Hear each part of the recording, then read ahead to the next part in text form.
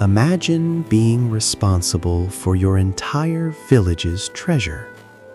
For 9-year-old Liam, that treasure was a flock of fuzzy, grass-munching sheep.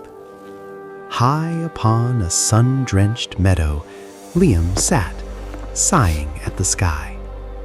The grass was green, the sheep were quiet, and the boredom was real. He imagined monsters, dragons, and great battles, but all he saw were woolly backs and wagging tails. There must be some fun to be had, he muttered.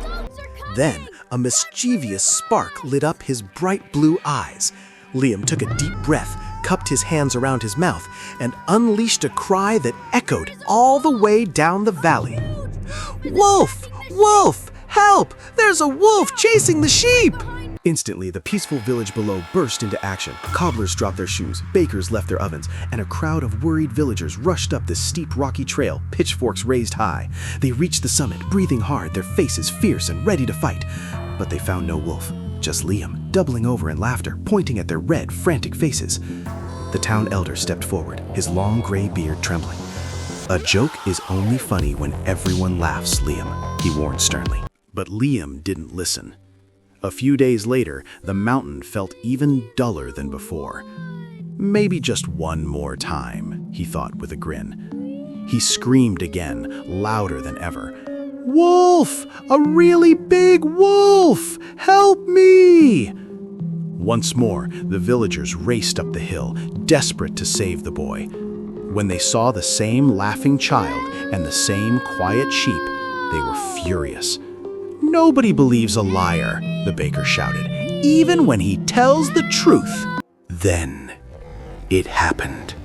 As the sun began to dip behind the peaks, painting the sky in a fiery, deep orange, a shadow detached itself from the edge of the dark forest. A real wolf. A hungry wolf. Its amber eyes locked onto Liam. The boy's heart hammered against his ribs. His playfulness vanished instantly.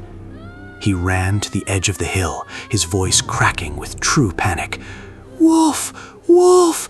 A real wolf this time! Please, help!" Down in the village, the people heard his cries. They paused. They looked at each other. But then they simply shook their heads.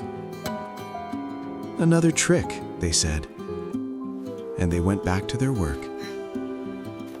Liam cried until his throat was raw, but no one came. When the sun finally vanished, Liam sat alone in the deep purple twilight. Only a few scattered wisps of wool remained, the only trace of his lost flock. Liam learned a hard lesson that night. Trust, once broken, is a very difficult thing to mend.